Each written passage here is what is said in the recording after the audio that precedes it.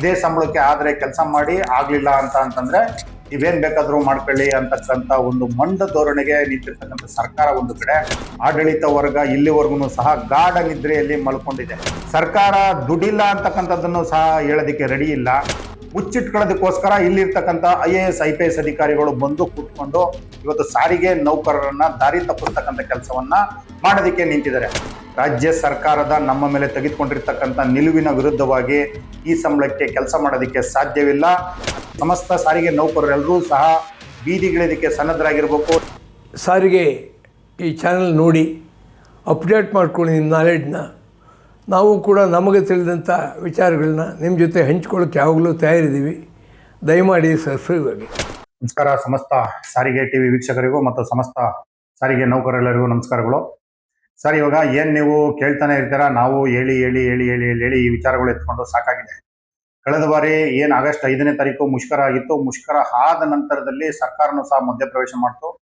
ಮಧ್ಯಪ್ರವೇಶ ಮಾಡಿ ನಿಮ್ಮನ್ನ ಕರೆದು ನಾವು ಮಾತಾಡ್ತೀವಿ ಅಂತಕ್ಕಂಥ ವಿಚಾರವನ್ನ ಮುಂದಿಟ್ಕೊಂಡು ಏನು ಕನ್ಸಲೇಷನ್ ಮೀಟಿಂಗ್ ಅಂತಕ್ಕಂಥ ವಿಚಾರದಲ್ಲಿ 5 ದಿನ 10 ದಿನ 15 ದಿನ 20 ದಿನ 25 ದಿನ ಈ ರೀತಿ ಮುಂದಕ್ಕೆ ಹಾಕೊಂಡು ಈ ತಿಂಗಳು 17ನೇ ತಾರೀಕಿಗೆ ಮತ್ತೊಂದು ಸುತ್ತಿನ ಮಾತುಕತೆಯನ್ನ ಕರಿತೀವಿ ಅಂತಕ್ಕಂಥ ವಿಚಾರವನ್ನ ಹೇಳಿ ಬಂದ್ರು.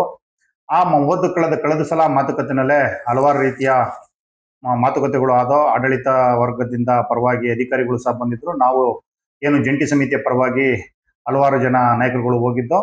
ನಾವು ನಮ್ಮ ಸಂದೇಶವನ್ನ ಏನ್ ತಿಳಿಸ್ಬೇಕು ತಿಳಿಸಾಗಿದೆ. ಒಂದು ಕಡೆ ಇವತ್ತು ಸಾರಿಗೆ ನೌಕರರು ಯಾವ ಕಡು ಕಷ್ಟದಲ್ಲಿದ್ದಾರೆ ಅಂತಂದ್ರೆ ಅದನ್ನ ಯಾವ ರೀತಿಯಲ್ಲೂ ವರ್ಣಿಸಲು ಸಾಧ್ಯನೇ ಇಲ್ಲ. ಇದೇ ಸಂಬಳಕ್ಕೆ ಆದ್ರೆ ಕೆಲಸ ಮಾಡಿ ಆಗ್ಲಿಲ್ಲ ಅಂತಂದ್ರೆ ನೀವೇನ್ ಬೇಕಾದ್ರೂ ಮಾಡ್ಕೊಳ್ಳಿ ಅಂತಕ್ಕಂಥ ಒಂದು ಮಂಡ ಧೋರಣೆಗೆ ನಿಂತಿರ್ತಕ್ಕಂಥ ಸರ್ಕಾರ ಒಂದು ಕಡೆ, ಅದೇ ರೀತಿ ಅಧಿಕಾರಿಗಳು ಸರ್ಕಾರದ ಮಾತನ್ನ ಕೇಳ್ಕೊಂಡು ಸಹ ಒಂದು ಕಡೆ ಸ್ಪೇರ್ ಪಾರ್ಟ್ಸ್ ವಿಚಾರ ಆಗಿರ್ಬೋದು, ಬಸ್ಗಳ ವಿಚಾರ ಆಗಿರ್ಬೋದು, ಮತ್ತೆ ಭ್ರಷ್ಟಾಚಾರದ ವಿಚಾರ ಆಗಿರ್ಬೋದು, ಹಲವಾರು ವಿಚಾರಗಳಿದೆ. ಯಾವ ವಿಚಾರವನ್ನ ಮಾತಾಡ್ಬೇಕು ಅಂತಕ್ಕಂಥ ವಿಚಾರವನ್ನೇ ಸಹ ನಮ್ಗೆ ತಲೆ ಒಳಗಡೆ ಕೊರಿತಾ ಇರುತ್ತೆ. ಮೊದಲನೇದಾಗಿ ನಾನು BMTC ನೂತನವಾಗಿ ವ್ಯವಸ್ಥಾಪನಾ ನಿರ್ದೇಶಕರಿಗೂ ಮತ್ತೆ SND ಸಾಹೇಬ್ರಿಗೂ ಅಭಿನಂದನೆ ಹೇಳೋದಕ್ಕೆ ಇಷ್ಟಪಡ್ತೀನಿ. ಯಾಕೆ ಅಂತಂದ್ರೆ ಏನು BMTC ನಲ್ಲಿ ಪರಮ ಭ್ರಷ್ಟಾಚಾರ ಆಡ್ತಾ ಇತ್ತು, ಆ ವಿಚಾರವಾಗಿ ಒಂದು ಅತ್ಯುತ್ತಮ ನಿಲುವನ್ನು ತೆಗೆದುಕೊಂಡು ಭ್ರಷ್ಟ ಅಧಿಕಾರಿಗಳನ್ನ ಸೆದೆಬಡಿತಕ್ಕಂಥ ಕೆಲಸಕ್ಕೆ ಹಾಕಿದ್ದಾರೆ. ಹಾಗಾಗಿ ನಾನು ಮೊದಲನೇದಾಗಿ ವ್ಯವಸ್ಥಾಪಕ ನಿರ್ದೇಶಕರಿಗೂ ಮತ್ತು SND ಸಾಹೇಬ್ರಿಗೂ ಅಭಿನಂದನೆಯನ್ನ ನಾನು ಸಮಸ್ತ ಸಾರಿಗೆ ನೌಕರರ ಪರವಾಗಿ ಅವರಿಗೆ ತಿಳಿಸೋದಕ್ಕೆ ಇಷ್ಟಪಡ್ತಾ ಇದ್ದೀನಿ. ಎರಡನೇದಾಗಿ ಏನು ನಮ್ಮನ್ನ ಆಳ್ತಾ ಇರ್ತಕ್ಕಂಥ ರಾಜ್ಯ ಸರ್ಕಾರ ಸಾರಿಗೆ ನೌಕರರಿಗೆ ಏನು ಸಂಬಳದ ವಿಚಾರದಲ್ಲಿ ನಡೀತಾ ಇರ್ತಕ್ಕಂಥ ತಾರತಮ್ಯದ ವಿಚಾರವಾಗಿ ಜಂಟಿ ಸಮಿತಿಯ ಜೊತೆ ಮಾತುಕತೆ ಆಡ್ತೀವಿ ಅಂತೇಳಿ ಏನು ಹಿಂದೆ ನಡೆದಂತ ಕನ್ಸಲ್ಟೇಷನ್ ಸಭೆಯಲ್ಲಿ ಬಿಹಾರದ ಚುನಾವಣೆಯನ್ನ ಹೋಲಿಕೆ ಮಾಡಿ ಮಾತನಾಡಿ ಬಿಹಾರದ ಚುನಾವಣೆ ಕಳೆಯಲಿ, ಆ ನಂತರ ನಿಮ್ಮನ್ನ ಕರೆದು ಮಾತಾಡ್ತೀವಿ ಅಂತಕ್ಕಂಥ ವಿಚಾರವನ್ನ ವ್ಯಕ್ತಪಡಿಸಿದ್ದಾರೆ. ನಾವು ಸರಿ ಅಂತಕ್ಕಂಥ ವಿಚಾರವನ್ನ ಹೇಳಿ ಬಂದಿದ್ದೀವಿ. ಹಾಗಾಗಿ ನಾನು ಸಮಸ್ತ ಸಾರಿಗೆ ನೌಕರರಲ್ಲಿ ಮನವಿ ಮಾಡ್ತಾ ಇದ್ದೀನಿ, ಜಂಟಿ ಸಮಿತಿಯು ನವೆಂಬರ್ 15ರ ನಂತರ ಯಾವ ನಿರ್ಣಯವನ್ನ ತೆಗೆದುಕೊಳ್ಳುತ್ತೆ ಆ ನಿರ್ಣಯವನ್ನ ರಾಜ್ಯದ ಸಮಸ್ತ ಸಾರಿಗೆ 4 ನಿಗಮದ ಕಾರ್ಪೊರೇಷನ್ ಕೆಲಸ ಮಾಡ್ತಿರ್ತಕ್ಕಂಥ ಸಮಸ್ತ ಸಿಬ್ಬಂದಿಗಳಲ್ಲಿ ಮನವಿ ಮಾಡ್ತಾ ಇದ್ದೀವಿ. ಜಂಟಿ ಸಮಿತಿ ಯಾವ ನಿಲುವನ್ನ ತೆಗೆದುಕೊಳ್ಳುತ್ತೆ ಆ ನಿಲುವಿಗೆ ಎಲ್ಲರೂ ಸಹ ಕಟಿಬದ್ಧವಾಗಿರ್ಬೇಕು. ಯಾಕಂದ್ರೆ ಸರ್ಕಾರ ನಮ್ಗೆ ಸಂಬಳ ಕೊಡ್ತೀನಿ ಹೆಚ್ಚಳ ಮಾಡ್ತೀನಿ ಅಂತಕ್ಕಂಥ ವಿಚಾರವನ್ನ ಇಟ್ಕೊಂಡು 1/1/2024ರ ವೇತನ ಹೆಚ್ಚಳ ಆಗಿರ್ಬೋದು, 38 ತಿಂಗಳ ವೇತನ ಹಿಂಬಾಕಿ ಇರ್ಬೋದು, ಇವೆರಡರಲ್ಲೂ ಸಹ ತಾರತಮ್ಯವನ್ನ ಮಾಡ್ತಾ ನಿಂತಿದೆ. ಒಂದ್ ಕಡೆ ಆಡಳಿತ ಮಂಡಳಿ ಏನು 4 ಜನ MDಗಳನ್ನ ಕರೆದು ಯಾವ ಮಾತುಕತೆಯನ್ನ ಶುರು ಮಾಡ್ಬೇಕಾಗಿತ್ತು, ಏನು ಸಾರಿಗೆ ನೌಕರರಿಗೆ ಸಂಬಳದ ಹೆಚ್ಚಳದ ವಿಚಾರವಾಗಿ ಆಡಳಿತ ವರ್ಗ ಇಲ್ಲಿವರೆಗೂ ಸಹ ಗಾಢ ನಿದ್ರೆಯಲ್ಲಿ ಮಲ್ಕೊಂಡಿದೆ. ನಾವು ಕರಿತೀವಿ ಅಂತಕ್ಕಂಥ ವಿಚಾರವನ್ನ ಇಟ್ಕೊಂಡು ಕರೆಯೋದಕ್ಕೂ ರೆಡಿ ಇಲ್ಲ. ಒಂದ್ ಕಡೆ ಸರ್ಕಾರ ದುಡ್ಡಿಲ್ಲ ಅಂತಕ್ಕಂಥದ್ದನ್ನು ಸಹ ಹೇಳೋದಕ್ಕೆ ರೆಡಿ ಇಲ್ಲ. ಬರ್ತಕ್ಕಂಥ ಏನು ಇವತ್ತಿನ ಶಕ್ತಿ ಯೋಜನೆ ಅಡಿನಲ್ಲಿ ಬರ್ತಕ್ಕಂಥ ದುಡ್ಡನ್ನ ಸರ್ಕಾರನು ಸಹ 60ರಿಂದ 70% ಕೊಡ್ತಕ್ಕಂಥದ್ದು, 30% ಉಳಿಸ್ಕೊಳ್ತಕ್ಕಂಥದ್ದು, ಮತ್ತೆ 15% ಟಿಕೆಟ್ ದರವನ್ನು ಹೆಚ್ಚಳವನ್ನು ಮಾಡಿದ್ರು ಸಹ ಆ ದರದ ಬಾಬ್ತನ್ನು ಸಹ ನಿಗಮ ಮಂಡಳಿಗೆ ತುಂಬತಕ್ಕಂಥ ಕೆಲಸವನ್ನು ಮಾಡಿಲ್ಲ. ಸರ್ಕಾರದ ಲೋಪದೋಷಗಳನ್ನ ಮುಚ್ಚಿಟ್ಕೊಳ್ಳೋದಕ್ಕೋಸ್ಕರ ಇಲ್ಲಿರ್ತಕ್ಕಂಥ IAS IPS ಅಧಿಕಾರಿಗಳು ಬಂದು ಕೂತ್ಕೊಂಡು ಇವತ್ತು ಸಾರಿಗೆ ನೌಕರರನ್ನ ದಾರಿ ತಪ್ಪಿಸ್ತಕ್ಕಂಥ ಕೆಲಸವನ್ನ ಮಾಡೋದಕ್ಕೆ ನಿಂತಿದ್ದಾರೆ. ಯಾವ ಆಡಳಿತ ಮಂಡಳಿಯ ನಿರ್ದೇಶಕರುಗಳು ಕರೆದು 4 ವರ್ಷದ ವೇತನ ಒಪ್ಪಂದ ಏನಿದೆ ಆ ವೇತನ ಒಪ್ಪಂದವನ್ನ ಶುರು ಮಾಡಬೇಕಾಗಿತ್ತು, ಅದ್ಯಾವುದನ್ನು ಶುರು ಮಾಡದಲೆ ಒಂದು ಕಡೆ ಸಾರಿಗೆ ನೌಕರರು ಆಗಸ್ಟ್ 5ನೇ ತಾರೀಕು ಬೃಹತ್ಕಾರವಾಗಿ ಮುಷ್ಕರವನ್ನ ಮಾಡ್ತಾರೆ. ಆ ಮುಷ್ಕರವನ್ನ ಹತ್ತಿಕ್ಕತಕ್ಕಂಥ ಕೆಲಸವನ್ನ ಸರ್ಕಾರದ ಕೆಲವರು ನಿಂತ್ಕೊಂಡು ಇನ್ನೊಂದು ಸಂಘಟನೆಯನ್ನು ಉಪಯೋಗಿಸ್ಕೊಂಡು PLI ಹಾಕಿಸ್ಕೊಂಡು ಕಾರ್ಮಿಕರ ಹೊಟ್ಟೆ ಮೇಲೆ ಹೊಡಿತಕ್ಕಂಥ ಕೆಲಸವನ್ನ ಮಾಡಿ ಅದರಲ್ಲಿ ಯಶಸ್ವಿಯನ್ನ ಸಾಧನೆಯನ್ನು ಸಹ ಮಾಡ್ಕೋತಾರೆ. ಹಾಗಾಗಿ ಮುಂದಿನ ದಿನದಲ್ಲಿ ಜಂಟಿ ಸಮಿತಿ ಯಾವ ರೀತಿಯ ನಿರ್ಣಯವನ್ನ ತೆಗೆದುಕೊಳ್ಳುತ್ತೆ ಅಂತಂದ್ರೆ, ದಯಮಾಡಿ ಮುಷ್ಕರದ ನೋಟಿಸ್ ಅನ್ನು ಸಹ ಕೊಡದಲೆ ಬಸ್ ಅನ್ನ ನಿಲ್ಲಿಸ್ತಕ್ಕಂಥ ಕೆಲಸಕ್ಕೆ ಕೈ ಹಾಕ್ತಕ್ಕಂಥ ದಿನಗಣನೆಗಳನ್ನ ನಾವು ಕೌಂಟ್ ಮಾಡೋದಕ್ಕೆ ಶುರು ಮಾಡಿದೀವಿ. ಯಾಕಂದ್ರೆ ಹಲವಾರು ರೀತಿಯಲ್ಲಿ ಚಾರ್ಜ್ ಶೀಟ್ಗಳನ್ನ ಕೊಡ್ತಾರೆ, ಹಲವಾರು ರೀತಿಯಲ್ಲಿ ಡ್ರೈವರ್ ಕಂಡಕ್ಟರ್ಗಳನ್ನ ಮಾರಣ ಹೋಮ ಮಾಡಿ ಆಡಳಿತ ಮಂಡಳಿ ಇವತ್ತು ಆಡಳಿತ ನಡೆಸೋದಕ್ಕೆ ನಿಂತಿದೆ. ಒಂದ್ ಕಡೆ ರಾಜ್ಯ ಸರ್ಕಾರನೂ ಸಹ ಡ್ರೈವರ್ ಕಂಡಕ್ಟರ್ ಎಣಗಳ ಮೇಲೆ ಸರ್ಕಾರವನ್ನ ನಡೆಸಲೇಬೇಕು ಅಂತಕ್ಕಂಥ ಒಂದು ವಿಚಾರವನ್ನ ಇಟ್ಕೊಂಡು ಹೊರಟು ನಿಂತಿದೆ. ಹಾಗಾಗಿ ನಾನು ಸಮಸ್ತ ಸಾರಿಗೆ ನೌಕರರಲ್ಲಿ ಕೇಳ್ಕೊತಾ ಇದ್ದೀನಿ, ಎಲ್ಲಿಯವರೆಗೆ ಇವರ ಒಂದು ರಣಹದ್ದು ರೀತಿಯಲ್ಲಿ ಕಿತ್ತು ತಿಂತಕ್ಕಂಥ ರಣಹದ್ದು ರೀತಿಯಲ್ಲಿ ಒಂದ್ ಕಡೆ ಆಡಳಿತ ಮಂಡಳಿ, ಒಂದ್ ಕಡೆ ಸರ್ಕಾರ ಎರಡೂ ಸಹ ಒಗ್ಗೂಡ್ಕೊಂಡು ಸಾರಿಗೆ ನೌಕರರಿಗೆ ಬರಬೇಕಾದಂತ ಸೌಲಭ್ಯಗಳೆಲ್ಲವನ್ನು ಕುಂಠಿತ ಮಾಡ್ಕೊಂಡು ಸಂಬಳವನ್ನು ಕೊಡದಲೇನೆ ಒಂದ್ ಕಡೆ 5 ತಿಂಗಳುಗಳಾಗಿದೆ BMTC ನಲ್ಲಿ PF ಹಣಕ್ಕೆ ಲೋನಿಗೆ ಹಾಕಿದರೆ ಅವರ ಖಾತೆಯಲ್ಲಿ ಇರ್ತಕ್ಕಂಥ ಹಣವೂ ಸಹ ಬರ್ತಾ ಇಲ್ಲ. ಒಂದು ಕಡೆ ಅಂತರ್ನಿಗಮ ವರ್ಗಾವಣೆಯನ್ನ ಹೋದ ವರ್ಷನೂ ಸಹ ಮಾಡಿಲ್ಲ, ಈ ವರ್ಷನೂ ಸಹ ಮಾಡ್ತಾ ಇಲ್ಲ.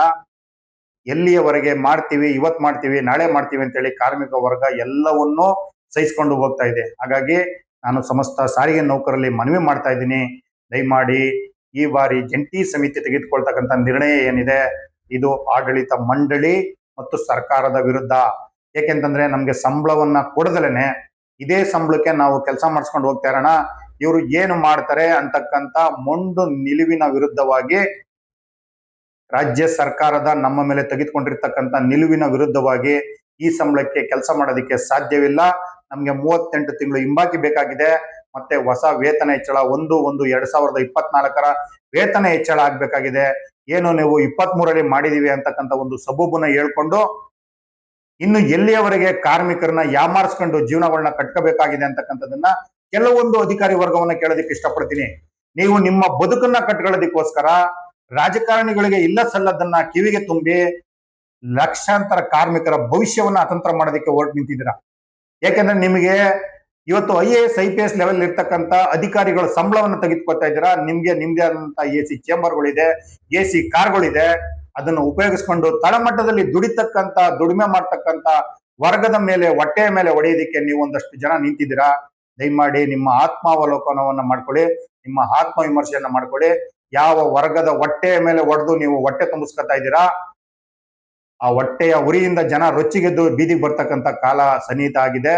ಹಾಗಾಗಿ ರಾಜ್ಯ ಸರ್ಕಾರಕ್ಕೆ ಮತ್ತು ಆಡಳಿತ ಮಂಡಳಿಗೆ ನಾವು ಹೇಳ್ತಾ ಇದ್ದೀವಿ, ಜಂಟಿ ಸಮಿತಿಯವರೆಲ್ಲರೂ ಸೇರಿ ಮುಂದಿನ ದಿನದಲ್ಲಿ ಏನು ರಾಜ್ಯ ಸರ್ಕಾರ ತೆಗೆದುಕೊಂಡಿರ್ತಕ್ಕಂಥ ಸಾರಿಗೆ ನೌಕರರ ವಿರುದ್ಧ ಮಲತಾಯಿ ಧೋರಣೆ ಏನಿದೆ, ಸಂಬಳವನ್ನ ಹೆಚ್ಚಳ ಮಾಡಿ ಅಂತೇಳಿ ಕಳೆದ 2 ವರ್ಷಗಳಿಂದ ನಾವು ಸಹ ಸರ್ಕಾರ ಬಂದಾಗ್ಲಿಂದನೂ ಸಹ ಕೇಳ್ತಾನೆ ಇದ್ದೀವಿ. ಸನ್ಮಾನ್ಯ ರಾಮಲಿಂಗಾರೆಡ್ಡಿ ಸಾಹೇಬ್ರು ಹೇಳ್ತಾ ಇದ್ದಾರೆ, ಇವಾಗ ನಾವು ಇದೆಲ್ಲವೂ ಸಹ ಮುಖ್ಯಮಂತ್ರಿಗಳ ಗಮನಕ್ಕೆ ಬಿಟ್ಟಿದ್ದೀವಿ ಅಂತಕ್ಕಂಥ ವಿಚಾರವನ್ನು ಹೇಳ್ತಾರೆ. ಮುಖ್ಯಮಂತ್ರಿಗಳಿಗೆ ಕೆಲವರು ಹಾದಿ ತಪ್ಪಿಸ್ತಕ್ಕಂಥ ಕೆಲಸವನ್ನು ಸರ್ಕಾರದ ವಿಚಾರದಲ್ಲಿ ಹೋಗಿ ಮ್ಯಾನೇಜ್ಮೆಂಟ್ ಅವ್ರು ಮಾಡ್ತಾರೆ. 23 ಕೊಟ್ಟಿದ್ದೀವಿ ಅಂತ ಹೇಳಿದ್ಮೇಲೆ 20ನೇ ಇಸ್ವಿಯಿಂದ ಯಾವ ಸೌಲಭ್ಯಗಳನ್ನು ಕೊಟ್ಟಿದ್ದೀವಿ ಅಂತೇಳಿ ಮಾನ್ಯ ಮುಖ್ಯಮಂತ್ರಿಗಳಿಗೂ ಸಹ ಮನವರಿಕೆ ಮಾಡಿಕೊಟ್ಟು ಹೇಳ್ಬೇಕಾಗಿತ್ತು. ಯಾರು ಮುಖ್ಯಮಂತ್ರಿಗಳಿಗೆ ಹೇಳ್ದಾರಲ್ಲ, ಮಾಡಿ ಅವರು ಸ್ವಾಮಿ 2020ನೇ ಇಸ್ವಿಯಿಂದ ಎಲ್ಲವೂ ಸೌಲಭ್ಯಗಳನ್ನು ಕೊಟ್ಟಿದ್ದೀವಿ, ಹಾಗಾಗಿ 2020ರಲ್ಲಿ ಅವರಿಗೆ ವೇತನ ಪರಿಷ್ಕರಣೆ ಮಾಡಬೇಕಾಗಿರ್ತಕ್ಕಂಥ ಪದವನ್ನ ಮುಚ್ಚಿಟ್ಟು 23ರಲ್ಲಿ ಮಾಡಿದೀವಿ ಅಂತ ಹೇಳಿ ಸರ್ಕಾರನೂ ಒಂದ್ ಕಡೆ ದಾರಿ ತಪ್ಪಿಸ್ತಕ್ಕಂಥ ಕೆಲಸವನ್ನ ಮಾಡದಂತ ಆಡಳಿತ ವರ್ಗದ ಅಧಿಕಾರಿಗಳು ಏನಿದ್ದೀರಾ, ದಯಮಾಡಿ ಈಗಲಾದ್ರೂ ನಿಮ್ಮ ಆತ್ಮ ಪರಿಶೀಲನೆ ಮಾಡ್ಕೊಳ್ಳಿ. ಯಾಕಂದ್ರೆ ದುಡಿತಕ್ಕಂಥ ವರ್ಗದ ವಿಚಾರದಲ್ಲಿ ನೀವು ತೆಗೆದುಕೊಂಡಿರ್ತಕ್ಕಂಥ ನಿಲುವುಗಳು, ಸ್ವಾಮಿ ನೀವು ಒಳ್ಳೊಳ್ಳೆ ಬಂಗ್ಲೆಗಳನ್ನ ಕಟ್ಕೊಂಡು ಒಳ್ಳೊಳ್ಳೆ ಮನೆಗಳು ಒಳ್ಳೊಳ್ಳೆ ಕಾರ್ಗಳಲ್ಲಿ ವಾಸ ಮಾಡ್ತಾ ಇದ್ದೀರಾ, ಆದ್ರೆ ದುಡಿತಕ್ಕಂಥ ವರ್ಗ ಈ ದುಡಿಮೆಯನ್ನ ನಂಬ್ಕೊಂಡು ನಮ್ಗೆ 4 ವರ್ಷಕ್ಕೊಂದ್ಸಲ ಸಂಬಳ ಹೆಚ್ಚಳ ಮಾಡ್ತಾರೆ ಅಂತಕ್ಕಂಥ ವಿಚಾರವನ್ನ ಇಟ್ಕೊಂಡು ಜಾತಕ ಪಕ್ಷಿಗಳ ತರ ಕಾಯ್ತಾ ಇದಾರೆ. ಮಕ್ಕಳುಗಳು ಸ್ಕೂಲ್ ಫೀಸ್ ಕಟ್ಟಿಲ್ಲ, ಎಕ್ಸಾಮ್ಗಳು ಹತ್ರ ಬರ್ತಾ ಇದೆ, ಅಂತರ್ನಿಗಮ ವರ್ಗಾವಣೆಯನ್ನ ಮಾಡಿಲ್ಲ, ಅವರು ಸಹ ನಾವು ಇವತ್ತಿಲ್ಲ ನಾಳೆ ಹೋಗಿ ಊರು ಸೇರ್ಕೋಬಹುದು ಅಂತಕ್ಕಂಥ ವಿಚಾರದಲ್ಲಿ ಕಾಯ್ತಾ ಇದ್ದಾರೆ. ಎಲ್ಲಾ ವಿಚಾರದಲ್ಲೂ ಸಾರಿಗೆ ನೌಕರರಿಗೆ ಮಲತಾಯಿ ಧೋರಣೆಯನ್ನ ತೋರಿಸ್ತಾ ಅಸಡ್ಡಿಯಾಗಿ ನೋಡ್ತಕ್ಕಂಥ ಸರ್ಕಾರದ ವಿರುದ್ಧವಾಗಿ ಸಮಸ್ತ ಸಾರಿಗೆ ನೌಕರರು ಬೀದಿಗಿಳಿತಕ್ಕಂಥ ಕೆಲಸವನ್ನ ಮಾಡಬೇಕಾಗಿದೆ. 17ನೇ ತಾರೀಕು ಕನ್ಸಲೇಷನ್ ಒಳಗಡೆ ಕರೆದು ಏನು ನಮ್ಮ ಬೇಡಿಕೆಗಳು ಏನಿದೆ ಇತ್ಯರ್ಥಪಡಿಸಿಲ್ಲ ಅಂತಂದ್ರೆ ಡಿಸೆಂಬರ್ 8ನೇ ತಾರೀಕು ನಡೀತಕ್ಕಂಥ ಅಧಿವೇಶನದ ಮುನ್ನವೇ ಜಂಟಿ ಸಮಿತಿ ತೆಗೆದುಕೊಳ್ತಕ್ಕಂಥ ನಿರ್ಣಯ ಯಾವ ರೀತಿ ಇರುತ್ತೆ ಅಂತಂದ್ರೆ ಎಲ್ಲಾ ಬಸ್ಸುಗಳನ್ನು ಸ್ಥಗಿತಗೊಳಿಸಿ ರೋಡಿಗೆ ಬರ್ತಕ್ಕಂಥದ್ದನ್ನ ಸರ್ಕಾರವೇ ಕುಮ್ಮಕ್ಕು ಕೊಟ್ಟು ನೀವು ಮುಷ್ಕರವನ್ನು ಮಾಡಲೇಬೇಕು ಅಂತಕ್ಕಂಥದನ್ನ ಪ್ರಾಯೋಜಕತ್ವವನ್ನ ಆಡಳಿತ ಮಂಡಳಿ ಕೈಲಿ ಹೇಳಿ ಮಾಡಿಸ್ತಾ ಇದೆ. ಹಾಗಾಗಿ ಸಮಸ್ತ ಸಾರಿಗೆ ನೌಕರರೆಲ್ಲರೂ ಸಹ ಬೀದಿಗಿಳಿದಕ್ಕೆ ಸನ್ನದ್ಧರಾಗಿರ್ಬೇಕು. ಯಾಕೆಂತಂದ್ರೆ 1 ದಿನದ 2 ದಿನದ 3 ದಿನದ ಸಂಬಳವನ್ನ ಕಳ್ಕೊಳ್ಳೇಬೇಕು ಹೋರಾಟದ ವಿಚಾರದಲ್ಲಿ ಅಂತಕ್ಕಂಥ ದಿನಗಳು ಬಂದಂತ ಸಂದರ್ಭದಲ್ಲಿ ನಾವು ಹೋರಾಟಕ್ಕೆ ಗಣಿ ಆಗ್ಲೇಬೇಕಾಗತ್ತೆ. ಯಾಕಂದ್ರೆ ನಮಗೆ ಅರಿಯರ್ಸ್ ಒಬ್ಬೊಬ್ಬ ಎಂಪ್ಲಾಯ್ದು 2.5 ಇಂದ 3 ಲಕ್ಷ ರೂಪಾಯಿ ಅರಿಯರ್ಸ್ ಹೋಗ್ತಾ ಇದೆ. ಈಗ ಆಲ್ರೆಡಿ 24 ತಿಂಗಳು ಕಳೆದಿದೆ. ಆ 24 ತಿಂಗಳಲ್ಲಿ ಅರಿಯರ್ಸ್ಗಳು ಎಷ್ಟು ಬರಬೇಕಾಗಿದೆ, ಮತ್ತೆ ವೇತನವನ್ನು ಹೆಚ್ಚಳ ಮಾಡದಲ್ಲೇ ಕೂತಿರ್ತಕ್ಕಂಥ ಆಡಳಿತ ಮಂಡಳಿಯ ನಿಲುವೇನು, ಇವೆಲ್ಲವನ್ನು ಪ್ರಶ್ನೆ ಮಾಡ್ತಕ್ಕಂಥ ಸಂದರ್ಭಗಳು ಬಹಳ ಹತ್ತಿರದಲ್ಲೇ ಇದೆ. ಒಂದ್ ಕಡೆ ಮ್ಯಾನೇಜ್ಮೆಂಟ್ ನಿಮ್ಮನ್ನ ಕರಿತೀವಿ ಅಂತ ಹೇಳಿ ಬಹಳ ನಿಧಾನಗತಿನಲ್ಲೇ ಉಡಾಪೆಯಾಗಿ ಉತ್ತರಗಳನ್ನ ಕೊಟ್ಕೊಂಡು ನಿಮ್ ಜೊತೆ ಏನಕ್ಕೆ ಮಾತಾಡ್ಬೇಕಾಗಿದೆ, ನಿಮ್ಮನ್ನ ಏನಕ್ಕೋಸ್ಕರ ಕರಿಬೇಕಾಗಿದೆ ಅಂತಕ್ಕಂಥದನ್ನ ಒಬ್ರು ಆಫೀಸರ್ ಮಾತಾಡೋದಕ್ಕೆ ಇಷ್ಟಪಡ್ತಾರೆ. ಸ್ವಾಮಿ, ನಾವು ಅದನ್ನೇ ಕೇಳ್ತಿದೀವಿ, ಏಕಪಕ್ಷೀಯ ನಿರ್ಣಯವಾದ್ರೂ ತೆಗೆದುಕೊಳ್ಳಿ.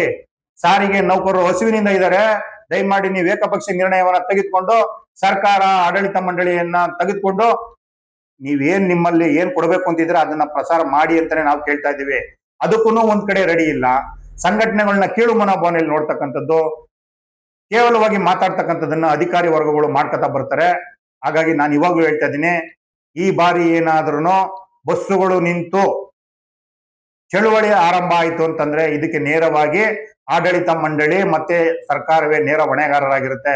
ಆಡಳಿತ ಮಂಡಳಿಯಲ್ಲಿ ಇರ್ತಕ್ಕಂಥ ಕೆಲವೊಂದಷ್ಟು ಬೆರಳೆಣಿಕೆಯಷ್ಟು ಅಧಿಕಾರಿಗಳ ಹಣದ ದಾಹದಿಂದ ಈ ಮುಷ್ಕರ ನಡೆಯುತ್ತೆ. ಯಾಕೆ ಅಂತಂದ್ರೆ ಅವರಿಗೆ ಹಣದ ಅವಶ್ಯಕತೆ ಇಲ್ಲ, ಸಂಬಳದ ಅವಶ್ಯಕತೆ ಇಲ್ಲ. ಅವರಿಗೆ ಕೈ ತುಂಬಾ ಸಂಬಳವನ್ನು ಬರುತ್ತೆ, ಕೈ ತುಂಬಾ ಗಿಂಬಳವೂ ಸಹ ಸಿಗುತ್ತೆ. ಅವ್ರಿಗೆ ಯಾವುದೇ ತಳಮಟ್ಟದಲ್ಲಿ ಕೆಲಸ ಮಾಡ್ತಕ್ಕಂಥ ಸಹ ನೌಕರರ ಬಗ್ಗೆ ಕಿಂಚಿತ್ತು ಕಾಳಜಿಯೂ ಸಹ ಇಲ್ಲ. ಯಾಕಂದ್ರೆ ಅವರಿಗೆ ಲಕ್ಷಾಂತರ ರೂಪಾಯಿ ಸಂಬಳ, ವೈಭವಯುತ ಜೀವನ, ಕೈಗೊಬ್ರು ಕಾಲ್ಗೊಬ್ರು ಆಳು, ಕಾಫಿ ಟೀ ತಂದ್ಕೊಡೋದಕ್ಕೆ ಎಲ್ಲವೂ ಸಹ ಅವರಿಗೆ ಸೌಲಭ್ಯ ಇದೆ. ಕೆಳಮಟ್ಟದ ನೌಕರರು ಅಂತಂದ್ರೆ ಜೀತಕ್ಕೆ ಬಿದ್ದಿದ್ದಾರೆ, ಇವರು ಜೀತ ಮಾಡೋದಿಕ್ಕೆ ಅಂತಾನೆ ಬಂದಿದ್ದಾರೆ, ನಾವು ಜೀತ ಮಾಡಿಸ್ಕೊಳ್ಳೋದಿಕ್ಕೆ ಇದೀವಿ ಅಂತಕ್ಕಂಥ ಕೆಲವೊಂದಷ್ಟು ಅಧಿಕಾರಿಗಳ ತಿಕ್ಕಲುತನದಿಂದ ಇವತ್ತು ರಾಜಕಾರಣಿಗಳನ್ನ ದಾರಿ ತಪ್ಪಿಸಿ 1/1/2024 ವೇತನ ಹೆಚ್ಚಳ ಏನಾಗಬೇಕಾಗಿತ್ತು ಆ ವೇತನದ ಹೆಚ್ಚಳದ ಹಿನ್ನಡೆಗೂ ಸಹ ಕಾರಣ ಆಗಿದ್ದಾರೆ. ಹಾಗಾಗಿ ಈಗ ಆಲ್ರೆಡಿ ಚಾರ್ಜ್ ಶೀಟ್ ಅನ್ನ ಕೊಟ್ಟು ಒಂದ್ ಕಡೆ ಕಾರ್ಮಿಕರಿಗೆ ನೋವಿನಲ್ಲಿ ನಿಲ್ತಕ್ಕಂಥ ಕೆಲಸವನ್ನ ಮಾಡಿದ್ದಾರೆ. ಹಿಂದೆನೂ ಸಹ BMTC ನಲ್ಲೂ ಸಹ ಹಲವಾರು ರೀತಿಯ ಡಿಸ್ಮಿಸ್ ವಜಾ ಕೇಸ್ಗಳನ್ನು ಮಾಡಿದ್ರು. ಆದ್ರೆ ಈ ದೇಶದಲ್ಲಿ ಸಂವಿಧಾನ ಬದುಕಿದೆ ಅಂತ ತೋರ್ಸೋದಿಕ್ಕೆ ಅವರೆಲ್ಲರೂ ಸಹ ಮತ್ತೆ ಕಾನೂನಿನ ಮುಖಾಂತರವಾಗಿ ಬಂದು ಕೆಲಸವನ್ನ ಮಾಡ್ತಾ ಇದ್ದಾರೆ. ಹಾಗಾಗಿ ನಾನು ರಾಜ್ಯ ಸರ್ಕಾರ ಮತ್ತೆ ಆಡಳಿತ ಮಂಡಳಿಯಲ್ಲಿ ಹೇಳ್ಕೊತಾ ಇದ್ದೀನಿ, ದಯಮಾಡಿ ಇನ್ನು ಕಾರ್ಮಿಕರ ತಾಳ್ಮೆಯನ್ನ ಪರೀಕ್ಷೆ ಮಾಡಲು ಹೋಗ್ಬೇಡಿ. ಕರೆದು ಕಾರ್ಮಿಕ ವರ್ಗಕ್ಕೆ ಏನು ಸೌಲಭ್ಯಗಳನ್ನ ಕೊಡ್ಬೇಕಾಗಿದೆ ಆ ಸೌಲಭ್ಯಗಳನ್ನ ಕೊಡ್ತಕ್ಕಂತ ಕೆಲಸವನ್ನ ಮಾಡಿ. ನವೆಂಬರ್ ತಿಂಗಳಲ್ಲಿ ಅಕಸ್ಮಾತ್ ಏನಾದರೂ ಮುಷ್ಕರ ಆದ್ರೆ ನೇರವಾಗಿ ಆಡಳಿತ ಮಂಡಳಿ ಮತ್ತು ಸರ್ಕಾರದ ನಿಲುವೇ ಪ್ರಮುಖವಾದಂತ ಕಾರಣ ಅಂತಕ್ಕಂಥದ್ದನ್ನ ನಾನು ಸಾರ್ವಜನಿಕರಿಗೂ ಸಹ ತಿಳಿಸೋದಕ್ಕೆ ಇಷ್ಟಪಡ್ತೀನಿ. ಯಾಕೆಂದ್ರೆ ಶಕ್ತಿ ಯೋಜನೆ ಅಂತ ಯೋಜನೆಯಲ್ಲಿ ಲಾಭ ಬರ್ತಾ ಇದ್ರು ಸಹ ಇವತ್ತು ಸಾರಿಗೆ ಸಂಸ್ಥೆಯಲ್ಲಿ ಲಾಭಾಂಶವನ್ನ ತೋರ್ಸೋದಿಕ್ಕೆ ನಿಂತಿಲ್ಲ. ಕೆಲವೊಂದು ಅಧಿಕಾರಿಗಳ ಹಪಾಪಿತನ. ನಾನು ಮೊನ್ನೆ ಒಂದು ಯೂಟ್ಯೂಬ್ ನಲ್ಲಿ ಒಂದು ವಿಡಿಯೋನ ನೋಡ್ತೀನಿ, ನ್ಯೂಸ್ ಚಾನಲ್ ಅಲ್ಲಿ ಸನ್ಮಾನ್ಯ ಗೂಳಿಹಟ್ಟಿ ಶೇಖರ್ ಅವರು ಈ ಐರಾವತ ಗಾಡಿ ಕೆಟ್ಟು ನಿಂತಿರುತ್ತೆ, ಅವರು ಸಹ ಈ ರಾಜ್ಯದ ಒಬ್ಬ ಸಾಮಾನ್ಯ ಜನಗಳ ರೀತಿಯಲ್ಲಿ ಮಾತಾಡ್ತಾರೆ. ಯಾವ ದುರಾಶೆಯಿಂದ ಈ ತರದ ಬಸ್ಗಳನ್ನ ತಂದು ರೋಡ್ ಬಿಟ್ಟಿದ್ದೀರಾ ಸ್ವಾಮಿ, ಜನಗಳಿಗೆ ಸೌಲಭ್ಯವನ್ನೇ ಕೊಡಕ್ಕಾಗದೇ ಇರತಕ್ಕಂಥ ದುಸ್ಥಿತಿ ಸ್ವಲ್ಪ ಇದೆ ಅಂತಕ್ಕಂಥದನ್ನ KSRTCಗೆ ಹಣೆಪಟ್ಟೆಯನ್ನ ಕಟ್ಟೋದಕ್ಕೆ ನಿಂತಿದ್ದಾರೆ. ಹಾಗಾಗಿ ನಾನು ಇವಾಗ್ಲೂ ಕೇಳ್ಕೊತಾ ಇದ್ದೀನಿ, ದುಡಿತಕ್ಕಂತ ವರ್ಗವನ್ನ ಕಡೆಗಣನೆ ಮಾಡಿ ಇನ್ನು ಎಷ್ಟು ದಿನದವರೆಗೆ ಅವರ ತಾಳ್ಮೆಯನ್ನ ಪರೀಕ್ಷೆ ಮಾಡಬೇಕು ಅಂತಕ್ಕಂಥದನ್ನ ರಾಜ್ಯ ಸರ್ಕಾರ ಏನಾದ್ರೂ ತೀರ್ಮಾನ ಮಾಡಿದ್ರೆ ಬೀದಿಗಿಳಿತಕ್ಕಂತ ದಿನಗಳು ದೂರ ಇಲ್ಲ. 17ನೇ ತಾರೀಕು ಏನು ಕನ್ಸಲೇಷನ್ ಸಭೆ ಇದೆ, ಆ ಸಭೆಯ ಒಳಗಡೆ ಕಾರ್ಮಿಕ ವರ್ಗವನ್ನ ಕರೆದು ಜಂಟಿ ಸಮಿತಿಯ ಭಾಗವಾಗಿ ಎಲ್ಲಾ ನಾಯಕರುಗಳನ್ನ ಕರೆದು ಈ ಸಮಸ್ಯೆಯನ್ನ ಇತ್ಯರ್ಥಪಡಿಸಲಿಲ್ಲ ಅಂತಂದ್ರೆ 15ರ ನಂತರ ಡಿಸೆಂಬರ್ 8ರ ಒಳಗಡೆ ಅಧಿವೇಶನದ ಒಳಗಡೆ ಆಗ್ತಕ್ಕಂತ ಸಾರಿಗೆ ನೌಕರರ ಮುಷ್ಕರವನ್ನ ನೀವೇ ಕೈಯಾರೆ ಹೇಳಿ ಮಾಡಿಸಿದಂತ ಅಪಕೀರ್ತಿ ಆಡಳಿತ ಮಂಡಳಿ ಮತ್ತು ರಾಜ್ಯ ಸರ್ಕಾರಕ್ಕೆ ಸಿಗುತ್ತೆ ಅಂತಕ್ಕಂಥದ್ದನ್ನ ನಾನು ನೇರವಾಗಿ ಹೇಳೋದಕ್ಕೆ ಇಷ್ಟಪಡ್ತಾ ಇದ್ದೀನಿ. ಹಾಗಾಗಿ ನೌಕರರು ದಯಮಾಡಿ ಯಾವುದೇ ಕಾರಣಕ್ಕೂ ಯಾರು ಏನೇನೋ ಹೇಳಿಕೆಗಳು ಕೊಡ್ತಾರೆ ಅಂತ ಯಾವುದೇ ಕಾರಣಕ್ಕೂ ಯಾವ ಹೇಳಿಕೆಗಳ ಬಗ್ಗೆನೂ ತಲೆ ಕೆಡಿಸ್ಕೊಳ್ಳೋದಕ್ಕೆ ಹೋಗ್ಬೇಡಿ. ಯಾಕಂದ್ರೆ ಇಲ್ಲಿ ನಾವೆಲ್ಲರೂ ಸಹ ದುಡಿತಕ್ಕಂತ ವರ್ಗವನ್ನ ಅಸಡ್ಡೆಯಾಗಿ ನೋಡಿದಂತ ಸಂದರ್ಭದಲ್ಲಿ 1 ದಿನ 2 ದಿನದ ಸಂಬಳಗಳು 1,000 2,000 ಬರ್ಬೋದು, 3,000 ಬರ್ಬೋದು, ಅದೆಲ್ಲವನ್ನೂ ಸಹ ನೀವು ಗಣನೆಗೆ ತೆಗೆದುಕೊಳ್ಳದಲ್ಲೇ ರೋಡಿಗಿಳಿತಕ್ಕಂಥ ಕೆಲಸವನ್ನ ಮಾಡಿ ನಿಮಗೆ ಯಾವ ರೀತಿನಲ್ಲಿ ನ್ಯಾಯ ಸಿಗಬೇಕು ಆ ನ್ಯಾಯವನ್ನ ಜಂಟಿ ಸಮಿತಿ ನಿಮ್ಮ ಪರವಾಗಿ ನಿಂತು ಕೊಡಿಸ್ತಕ್ಕಂಥ ಕೆಲಸವನ್ನ ಮಾಡುತ್ತೆ. ಯಾಕೆಂದ್ರೆ ಈ ದೇಶದಲ್ಲಿ ಸಂವಿಧಾನ ಬದುಕಿದೆ. ನಮ್ಮ ಹಕ್ಕನ್ನ ಕೇಳೋದಕ್ಕೋಸ್ಕರ ನಾವು ಹೋರಾಟ ಮಾಡ್ತಾ ಇದೀವಿ ಹೊರತು ವಿಧಾನಸೌಧದಲ್ಲಿ ಪಾಲ್ ಕೇಳ್ತಾ ಇಲ್ಲ, ಇಲ್ಲ ಕೇಂದ್ರ ಕಚೇರಿಯಲ್ಲಿ ಕೆಲವೊಂದು ಅಧಿಕಾರಿಗಳ ಹತ್ರ ಪಾಲ್ ಕೇಳೋದಕ್ಕೆ ಹೋಗ್ತಾ ಇಲ್ಲ. ಹಾಗಾಗಿ ರಾಜ್ಯದ ಸಚಿವರುಗಳು ಮತ್ತೆ MLAಗಳು, ಜನಪ್ರತಿನಿಧಿಗಳು, ವಿರೋಧ ಪಕ್ಷದವರು ಸಹ ಇದನ್ನ ಗಮನಿಸಬೇಕು. ನಾವು ನಿಮ್ಮ ಹತ್ರ ಭಿಕ್ಷೆಯನ್ನ ಬೇಡ್ತಾ ಇಲ್ಲ, ನಮ್ಮ ಹಕ್ಕನ್ನ ಕೇಳ್ತಾ ಇದೀವಿ. 4 ವರ್ಷಕ್ಕೊಂದ್ಸಲ ಏನು ವೇತನ ಪರಿಷ್ಕರಣೆ ಮಾಡಬೇಕಾಗಿದೆ ಆ ವೇತನ ಪರಿಷ್ಕರಣೆಯ ಬಾಪ್ತನ್ನ ಕೇಳ್ತಾ ಇದೀವಿ. ಶಕ್ತಿ ಯೋಜನೆ ಲಾಭಾಂಶವನ್ನ ನಮಗೆ ಕೊಡಿ ಅಂತ ಹೇಳ್ತಾ ಇದೀವಿ. ಯಾಕೆಂತಂದ್ರೆ ಇನ್ನು 30% ಹಣವನ್ನ ಸರ್ಕಾರ ತನ್ನದೇ ಇದರಲ್ಲಿ ಕಪಿಮುಷ್ಟಿಯಲ್ಲಿ ಇಟ್ಕೊಂಡಿದೆ. ಸಂಪೂರ್ಣವಾದಂತ 100ಕ್ಕೆ 100% ಶಕ್ತಿ ಯೋಜನೆ ಹಣವನ್ನು ಸಹ ಬಿಡುಗಡೆ ಮಾಡ್ದಲೇನೆ, ಒಂದು ಕಡೆ ಟಿಕೆಟ್ 15% ಟಿಕೆಟ್ ದರದ ಹೆಚ್ಚಳ ಹಣವನ್ನು ಸಹ ಸರ್ಕಾರ ಕೊಡದಲೇನೆ ಮೀನಾಮೇಷ ಎಣಿಸ್ಕೊಂಡು ಒಂದ್ ಕಡೆ ಆಡಳಿತ ಮಂಡಳಿ ಸಹ ಬಾಯಿದ್ದು ಮೂಕ ಪ್ರೇಕ್ಷಕರಾಗಿ ಸರ್ಕಾರದ ವಿಚಾರದಲ್ಲಿ ಹೋಗಿ ಕೇಳ್ತಕ್ಕಂಥ ದಾರ್ಢ್ಯವನ್ನು ಬೆಳೆಸ್ಕೊಳ್ದಲೆ ಕೆಳಮಟ್ಟದಲ್ಲಿ ದುಡಿತಕ್ಕಂಥ ವರ್ಗವನ್ನ ಯಾವ ರೀತಿಯಲ್ಲಿ ದಮನಕಾರಿಯಾಗಿ ನೀವು ನೋಡ್ಕೊಂಡು ಹೋಗ್ತೀರಾ ಅಂತಕ್ಕಂಥದ್ದನ್ನ ನಾವು ಮುಂದಿನ ದಿನದಲ್ಲಿ ಸಾರ್ವಜನಿಕರ ಮುಂದೆ ಎಳೆಯಾಗಿ ಬಿಚ್ಚಿಡ್ತಕ್ಕಂಥ ಕೆಲಸವನ್ನ ಮಾಡ್ಬೇಕಾಗತ್ತೆ. ಹಾಗಾಗಿ ನಾವು ಕೊನೆಯದಾಗಿ ಸರ್ಕಾರ ಮತ್ತು ಆಡಳಿತ ಮಂಡಳಿಯಲ್ಲಿ ಮನವಿಯನ್ನು ಮಾಡ್ತಾ ಇದ್ದೀವಿ, ರೋಡಿಗಿಳಿತಕ್ಕಂಥ ಕೆಲಸವನ್ನ ಮಾಡೋದಕ್ಕೆ ಬಿಡಬೇಡಿ. ಯಾಕಂದ್ರೆ ಶಕ್ತಿ ಯೋಜನೆಯನ್ನ ದೊಡ್ಡ ಮಟ್ಟದಲ್ಲಿ ಯಶಸ್ವಿ ಮಾಡಿ ಈ ರಾಜ್ಯ ಸರ್ಕಾರಕ್ಕೆ ಸಂಪೂರ್ಣವಾದಂತ ಕ್ರೆಡಿಟ್ ಅನ್ನು ತೆಗೆದುಕೊಂಡು ಗೋಲ್ಡನ್ ರೆಕಾರ್ಡ್ ಬುಕ್ಗೂ ಸಹ ದಾಖಲೆ ಆಗ್ತಕ್ಕಂಥ ಕೆಲಸವನ್ನ ಮಾಡಿರ್ತಕ್ಕಂಥದ್ದು ನಮ್ಮ ಸಂಸ್ಥೆಯ ಹೆಮ್ಮೆಯ ನೌಕರರೇ ಹೊರತು ಬೇರೆ ಯಾರು ಅಲ್ಲ.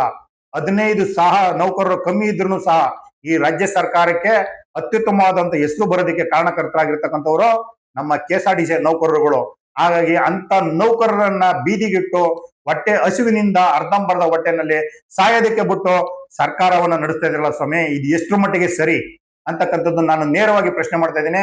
ಸನ್ಮಾನ್ಯ ಮುಖ್ಯಮಂತ್ರಿಗಳೇ, ಈ ರಾಜ್ಯದಲ್ಲಿ ಇರ್ತಕ್ಕಂಥ ಎಲ್ಲ ಬಡವರ್ಗದ ಹಸಿವನ್ನ ನೀಗಿಸ್ತಾ ಇರ್ತಕ್ಕಂಥವ್ರು ನೀವುಗಳು. ಇನ್ನಾದ್ರೂ ಸಹ ನಿಮ್ಮದೇ ರಾಜ್ಯದಲ್ಲಿ 1,10,000 ಕುಟುಂಬಗಳು ಇರ್ತಕ್ಕಂಥ ಸಾರಿಗೆ ನೌಕರರ ನೋವನ್ನ ಕೇಳಿ ದಯಮಾಡಿ ನಿಮ್ಮ ಮೇಲೆ ಈ ರಾಜ್ಯದಲ್ಲಿ ಇರ್ತಕ್ಕಂಥ 7 ಕೋಟಿ ಜನಗಳು ಸಹ ಭರವಸೆ ಇಟ್ಟಿದ್ದಾರೆ. ಸಾರಿಗೆ ನೌಕರರು ಸಹ ನಿಮ್ಮನ್ನ ಭರವಸೆ ಇಟ್ಟು ಆಯ್ಕೆ ಮಾಡಿ ಇವತ್ತು ರಾಜ್ಯದಲ್ಲಿ ಅಧಿಕಾರ ಚುಕ್ಕಾಣಿ ಹಿಡಿದಿದ್ದೀರಾ. ನಮ್ಮನ್ನ ಭರವಸೆನಲ್ಲೇ ಕಾಲ ತಳ್ತಕ್ಕಂಥ ಕೆಲಸವನ್ನ ಮಾಡಬೇಡಿ.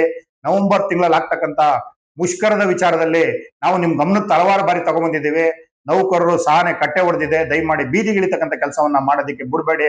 ಜಂಟಿ ಸಮಿತಿಯವರನ್ನ ಕರೆದು ದಯಮಾಡಿ ಏನು ನಮ್ಗೆ ವೇತನದ ಹಿಂಬಾಕಿ ಮತ್ತೆ ಹೊಸ ವೇತನ ಹೆಚ್ಚಳ ಆಗ್ಬೇಕಾಗಿದೆ ಅದನ್ನ ಕೊಡ್ತಕ್ಕಂಥ ಕೆಲಸವನ್ನ ಮಾಡಿ ಅಂತಕ್ಕಂಥದನ್ನ ನಾನು ಸಮಸ್ತ ಸಾರಿಗೆ ನೌಕರರ ಪರವಾಗಿ, ಜಂಟಿ ಕ್ರಿಯಾ ಸಮಿತಿಯ ಪರವಾಗಿ, ಸಾರಿಗೆ ಟಿವಿಯ ವೀಕ್ಷಕರಲ್ಲಿ ಮತ್ತೆ ಸಮಸ್ತ ನಾಡಿನ ಜನಗಳಲ್ಲಿ ಮನವಿ ಮಾಡ್ತಾ ಇದ್ದೀನಿ.